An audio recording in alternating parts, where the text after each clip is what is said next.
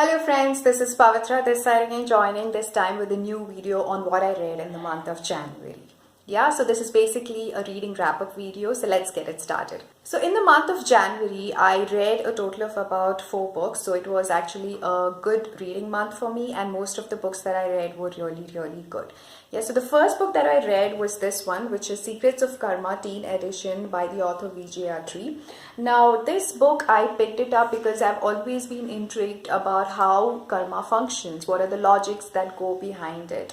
And the reason I picked up the teen edition was because I wanted to understand it in the most, in the fundamental level. Let me tell you that if you're reading something like this for the first time, I would highly suggest picking this book up. It actually talks about the various types of karmas that are there, your Sanchita karma, the prarabdha karma, gama karma, that is basically your past, present and future, and how to neutralize karma, how to get out of bad karma, and what is the path to freedom and stuff like that. And if you actually see this book, each of the chapters has illustrations, and also there are quite a few stories, like yes, so these are all actually stories, if you can see, and illustrations. And whatever parts of the book that I would like to visit later on, I've actually marked it with post-its. Yeah, there it goes for you. So I would like to revisit these chapters later on at some point of time. And I've also highlighted certain parts that I would like to read later on. Here, there it goes. Yeah. See, actually, it's a very nice book. They have depicted all of the logics in a very nice manner by these illustrations and stories. Because when it comes to topics like these, some of the readers are quite hesitant to pick up certain books. But I would highly suggest to pick this one up for the reason that I mentioned earlier, that it's very easy to understand. It's like quite interesting because they've given a lot of examples. And I would actually like to read out one particular part for you, which is Shield of Dharma. Yeah, let's go with it. Dharmo rakshati rakshita. Righteousness protects the one who protects it. Manusmriti. Once a man went to a clairvoyant who could foretell things that can happen in the future. There are very few in the world who are good at it. According to the reading of the clairvoyant, this person would be stabbed as a result of his past negative karma. He was also informed about the period when this could happen. After hearing this prediction, he started working on his karma and generated karmic income in every possible way.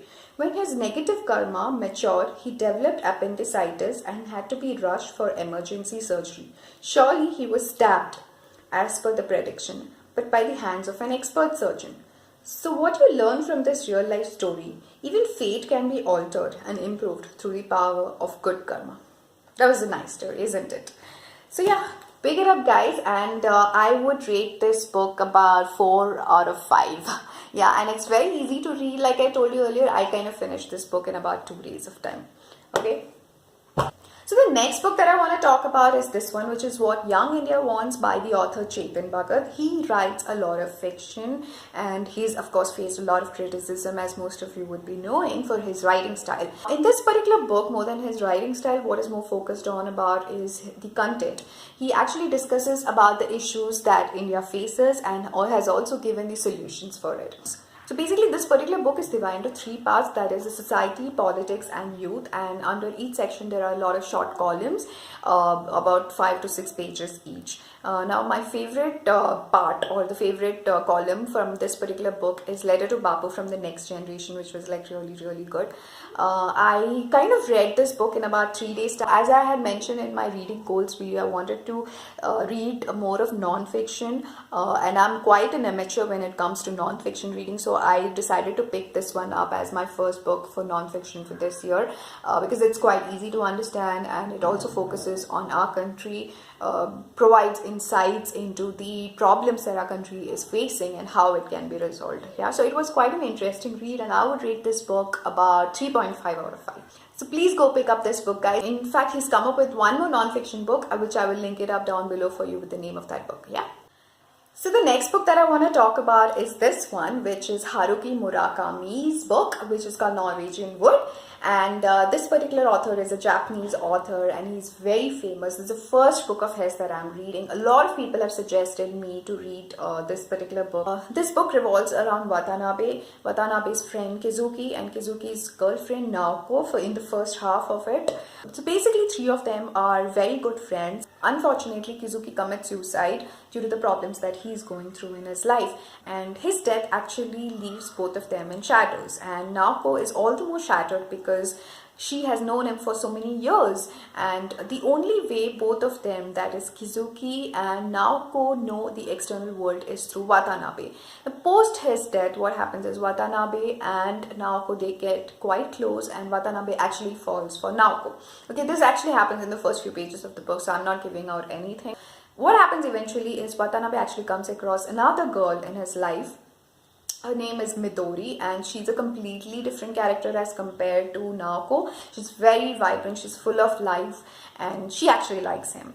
So whom does Watanabe choose is what the book is all about. And that's not all. Actually, it has a lot of emotions involved in it. It talks about depression, and especially in today's world wherein a lot of people go through depression and not talk about it, this book is like quite relevant. I was actually blown away by this book.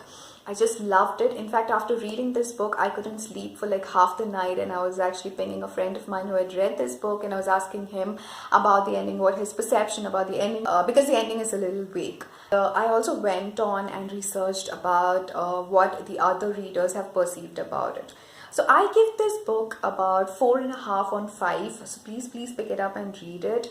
Now, if you're going through bad times in life, then I would suggest not to pick it up. Only if you're stable and are going through good times, you can pick it up, because otherwise this might impact you a little bit. So that's the reason. It's quite a strong book full of emotions, and it will definitely impact you. So that's the reason I'm telling you to pick it up, only if you are stable and not going through any sort of bad times. Yeah, so that's for you, Norwegian in the Wood by Haruki Murakami. I'm actually planning to watch the movie sometime soon. So the next book that I'm going to talk about is The God of Small Things by Arundhati Roy. I don't have the book with me right now. It's in my hometown, that's Kerala. This book was published in the year 1997, and the author actually won the Booker Prize Award for this book. And it's set in Kerala. So since I'm from Kerala, I just thought of picking it up and reading it, and there was a lot of talk about this that was going on, obviously because the author is a Booker Prize winner. But let me tell you that I was actually quite disappointed with this book, unfortunately, because as I was turning the pages, it failed to grab my attention. Basically, this book talks about a pair of twins who were separated since childhood, and they meet after a very long time, and as they meet, they actually go through the events that had led to their separation. There was also a murder that happened in their family.